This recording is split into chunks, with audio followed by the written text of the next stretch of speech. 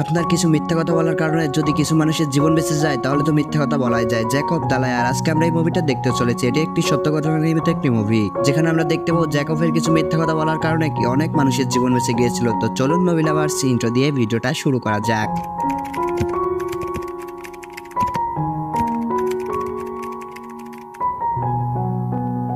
সাল 1944 দ্বিতীয় বিশ্বযুদ্ধের সময় জার্মানি প্রায় পোল্যান্ডকে দখল করেই নিয়েছিল। এখানে কিছু বস্তির লোক এখানে আটকা ছিল চার দেওয়ালের মাঝখানে। তারা জানতোই না যে বাইরের দুনিয়াতে কি হচ্ছে। তো তারা যখন এখানে আটকা ছিল, এখানে একটি লোক ছিল যার নাম কিনা জ্যাকব। জ্যাকব এখানে পেশায় একজন দোকানদার। চারিদিকে কারফিউ, সাইরেন বেজোট। এখানে সবাই দৌড়দৌড়ি করছিল, লোকজন ছোটাছুটি করছিল। এখানে জ্যাকব এক মনেই তাকিয়ে থাকে ওই দেওয়ালের দিকে, যে দেওয়ালের বাইরে কি আছে, কেন আমাদেরকে এখানে আটকে রাখা হয়েছে। এটা ভাবতে ভাবতে তার অনেক সময় এখানে লেট করে ফেলে। এখানে সে দেখতে পায় যে বাইরে থেকে একটি পেপার ভেসে আসছে। তো সে সেই পেপারটি ধরতে যায়। পেপারটির পিছনে অনেক দৌড়দৌড়ি করে। এখানে জার্মান সৈন্য তাকে দেখে ফেলে, ধরে নিয়ে যায় তাদের বড় অফিসারের কাছে। তো সে এসে এখানে দেখতে পায় যে তাদের বড় অফিসার এখানে নেই। এখানে রেডিও চলছে। রেডিওতে শুনতে পায় যে জার্মান সৈন্যরা বর্ডারের খুব কাছাকাছি অবস্থানে রয়েছে। তো সে এখানে এটা যখন শুনছিল, এখানে বড় অফিসার চলে আসে। বড় অফিসার এসে বলে যে তুমি এখানে কেন এসেছো। তো তারপরে সেই লোকটি বলে যে আমাকে এখানে ধরে নিয়ে আসা হয়েছে কারণ আমি নাকি এখান থেকে পালানোর চেষ্টা করেছি। তো তা বলে যে আমি এখান থেকে পালানোর চেষ্টা করিনি। আপনি ঘড়ির দিকে তাকিয়ে দেখেন যে এখন 8টাই বাজেনি, 8টা পর্যন্ত আমাদের টাইম। তো সত্যি সে তাকিয়ে দেখে যে 8টাই এখনো বাজেনি। তো সে বলে যে হ্যাঁ, তুমি এখন এখান থেকে চলে যাও।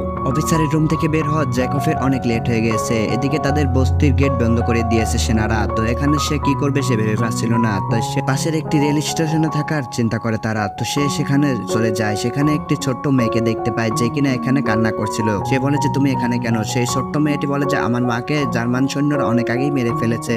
জ্যাকব মেয়েটাকে লুকিয়ে তাদের বস্তিতে নিয়ে আসে। তো তাদের বস্তিতে নিয়ে আসার পরে এখানে অনেক কষ্ট করে বস্তিতে ঢুকে পড়ে। তো সেই মেয়েটিকে বস্তিতে রেখে সে কাজে চলে যায় সকালবেলা। আসলে এখানে যারা থাকতো তাদের কাজ করা বাধ্যতামূলক, কারণ তারা কাজ করার পরে একটি কুপন পায়। সেই কুপন দিয়েই তারা খাবার নেয়। আসলে এই খাবারও ছিল খুব অল্প পরিমাণে। যে আগে যেতে পারতো সেই খাবার পেত, আর যে যেতে পারতো না সে খাবার পেত না। জ্যাকব যখন এখানে কাজ করছিল, সে দেখতে পায় যে এখানে মিশা নামের একটি লোক এখানে মাটি করে পালানোর চেষ্টা করছে। জ্যাকব বলে যে তুমি এখান থেকে পালিও না প্লিজ, এখান থেকে বাইরের দুনিয়া আরো অনেক কঠিন। কিন্তু মিশা নামের লোকটি কোনো মতেই বিশ্বাস করছিল না যে বাইরের দুনিয়া এর থেকে বেশি কঠিন। সে বলে যে আমি রেডিওতে শুনেছি রাশিয়া আমাদেরকে বাঁচাতে আছে। রাশিয়া আমাদের থেকে মাত্র 400 কিলোমিটার দূরে আছে। মিশা নামের ছেলেটি বলে যে তুমি এই খবর জানলে কোত্থেকে। তারপর জ্যাকব বলে যে আমি যখন অফিসারের রুমে গিয়েছিলাম তখন আমি রেডিও থেকে জেনেছি যে রাশিয়া আমাদের থেকে মাত্র 400 কিলোমিটার দূরে আছে। তখন জার্মানির সৈন্য মিশাকে মারতে থাকে। মিশা মার খাওয়ার পরেও এখানে আসছিল, কারণ সে আশার আলো ফিরে পেয়েছে।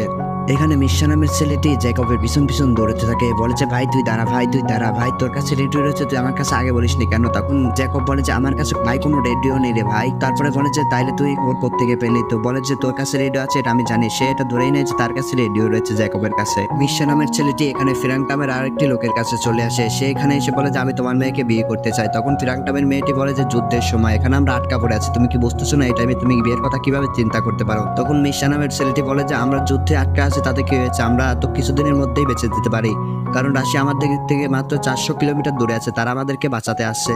তো তারা তখন সেখানে কেউ বিশ্বাস করতে চায় না তার কথা। সে বলে যে আমার বন্ধুর কাছে একটি রেডিও আছে, সেই রেডিওতে আমরা শুনেছি যে আমাদের থেকে মাত্র 400 কিলোমিটার দূরে রাশিয়া রয়েছে, তারা আমাদেরকে বাঁচাতে আসছে। তো তারা সবাই তার কথা শুনে অবাক হয়ে যায় যে সে এটা কি বলছে। এখানে তো রেডিও থাকা অসম্ভব, কারণ এখানে যার কাছে রেডিও থাকে তাকেই মৃত্যুদণ্ড দিয়ে দেওয়া হয়, কারণ এখানে রেডিও মানে একটা অবৈধ জিনিস। এখানে ফিরাক নামের সেই লোকটি যেখানে টেনশনে চলে যায়, কারণ তার কাছে একটি পুরোনো রেডিও রয়েছে। সে সেটি খুঁজতে থাকে, সে ঠিক খুঁজেও পায়। সে সেটি খুঁজে পেয়ে নষ্ট করার চিন্তা করে ফেলে। পরদিন জ্যাকব যখন আবার কাজের উদ্দেশ্যে রওনা দেয়, সবাই এসে জ্যাকবের সাথে কথা বলতে থাকে। বলে যে এখন যুদ্ধের কি অবস্থা, রাশিয়া আমাদের থেকে কত কিলোমিটার দূরে আছে। তো জ্যাকব এই প্রশ্ন শুনতে শুনতে বিরক্ত হয়ে যায়। তো সে যখন সেখানে সবাই তার উপর এরকম করতে থাকে, সে বলে যে আমার কাছে কোনো রেডিও নেই ভাই, তোমরা বুঝতেছো না কেন। তো সে এখানে অনেক রেগে যায়। তো সে রাগার কারণে তার কাছে আরো জিজ্ঞেস করে, যে বলে যে না তুমি সত্যি বলছো না, তুমি মিথ্যা কথা বলছো কেন, বলো যে তোমার কাছে রেডিও আছে, তুমি সত্যি কথা স্বীকার করে নাও। তো সে সবাই যখন তার উপর পাগল হয়ে গেছে কবে কবে আমাদেরকে এখান থেকে রক্ষা পাবে। জ্যাকব রাগান্বিত অবস্থায় বলে আজ আমি জার্মান সৈনিক শুনেছি। কথাটা বলার সাথে সাথে পুরো ক্যাম্পে ছড়িয়ে যায়। যখনই সে জ্যাকব এই কথা বলে ওখান থেকে চলে আসছিল, সে সামনে দেখতে পায় যে তার বন্ধুর লাশ।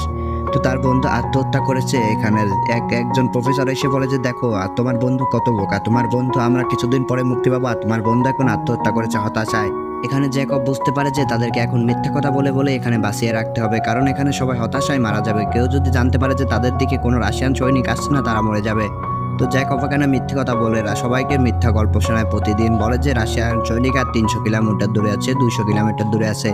আবার পরের দিন বলে যে আবার 300 কিলোমিটার দূরে চলে গিয়েছে, কারণ যুদ্ধ এখন বৃদ্ধি পাচ্ছে। তো সবাইকে মন গলা কথা শুনিয়ে শুনিয়ে এখানে তাদেরকে কিছুদিন রেখে দেয় এরকমভাবে। তো সবাই তার কথাও বিশ্বাস করতে থাকে। তো তারা যখনই তাকে দেখতো সবাই তার কাছে গল্প শুনতে চাইতো যে রাশিয়ান সৈনিক তাদের থেকে আর কত দূরে রয়েছে।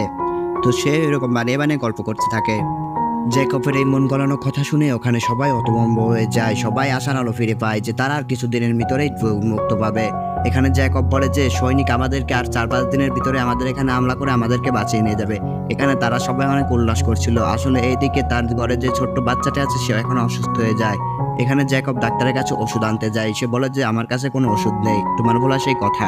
এখানে জ্যাকব তার বন্ধুর কাছে আসে, তার বন্ধুর কাছে এসে বলে বন্ধু আমার কাছে কোনো রেডিও নেই। তো তার বন্ধু এটা শুনে হতাশ হয়ে যায়। তার বন্ধু এর আগে অনেকবার আত্মহত্যা করার চেষ্টা করেছে কিন্তু সে করেনি, কারণ সে জানতো যে সে বেঁচে যাবে। তো এটি শোনার পরে তার বন্ধু এখানে আত্মহত্যা করে ফেলে। সে যখন তো সেই ছোট্ট মেয়েটির কাছে এসে বলে যে আমার কাছে কোনো রেডিও নেই, সে ছোট্ট মেয়েটিও তার উপরে অনেক রেগে যায়, বলে যে তুমি অনেক ভালো মানুষ, এর জন্য আমি তোমাকে কিছু বললাম না। তো সে তখন সেখানে তাকে আদর করে সেখান থেকে চলে যায়। সে এখান থেকে চলে এসে রাশিয়ান সৈনিকদের কাছে এসে বলে যে আমি সেই লোক যার কাছে কিনা রেডিও রয়েছে। তো সে তাকে জার্মান সৈনিক ধরে নিয়ে যায় তার বড় অফিসার কাছে। সে অফিসার তাকে বলে যে তোমার কাছে রেডিও আছে, তাহলে তাকে তোমাকে মৃত্যুদণ্ড দেওয়া হবে। সেই লোকটি বলে যে আমার কাছে রেডিও আছে, রেডিওটি হচ্ছে আপনার রুমেই আছে। তো সে তাকে সমস্ত ঘটনা খুলে বলে যে আমি সেদিন যখন এখানে এসেছিলাম সেই রেডিওটি শোনার পরে সবাইকে গিয়ে বলেছিলাম। তো এর কারণে সবাই বিশ্বাস করে নিয়েছিল যে আমার কাছে রেডিও আছে। তারপরে জার্মান সৈন্য যে বড় অফিসার সে বলে যে তাহলে তোমাকে এই কথাটি সবার সামনে গিয়ে বলতে হবে। জ্যাকবকে অনেক মানুষের সামনে নিয়ে আসা হয়। জ্যাকব বলে সবাইকে বলে যে হ্যাঁ এটা সত্য কথা যে রাশিয়ান সৈন্য আমাদেরকে কিছুদিনের মধ্যেই বাঁচাতে আসবে, কারণ সে সবার মন ভাঙতে চায় না, কারণ সে জানে যে সবার মন ভাঙলে এখানে সবাই মারা যাবে। আর যদি আমি একটা মিথ্যা কথা বলি তাহলে শুধু আমিই মারা যাবো। এখানে রাশিয়ান সৈনিক জার্মান সৈনিকের কথা শুনতেই পারে না। আসলে জার্মান সৈনিক সকল জ্যাকবকে মেরে ফেলে। তো জ্যাকবকে মারার পরে এখানে সবাই হতাশা হয়ে যায়। তো তাদের সবাইকে একটি ট্রেনে ওঠার কথা বলে। তাদেরকে যখন ট্রেনে করে নিয়ে যাচ্ছিল তখন এখানে রাশিয়ান সৈনিক তাদের উপর আক্রমণ করে দেয়। আসলে রাশিয়ান সৈনিকও তাদেরকে বাঁচানোর অনেক চেষ্টা করছিল। এখানে তারা দেখতে পায় যে রাশিয়ান সৈনিক তাদের উপর গোলাবর্ষণ হামলা করছে। এখানে রাশিয়ান সৈনিক তাদেরকে মুক্তি করে নেয়, তারা তো চিরজীবনের জন্য মুক্তি পেয়ে যায়। কিন্তু ওইদিকে যে আমাদের জ্যাকব সে কিন্তু তার নিজের কথা রেখেছে এবং নিজের মন থেকে যাই বলেছে সেটা কিন্তু সত্যি হয়েছে আজকে। এবং এখানে এই মুভিটা আমাদেরকে শেষ করা হয়। তো হ্যালো মুভি লাভার্স, আজকের মুভিটা আপনাদেরকে কেমন লাগলো সেটি কমেন্ট করে জানিয়ে দেবেন।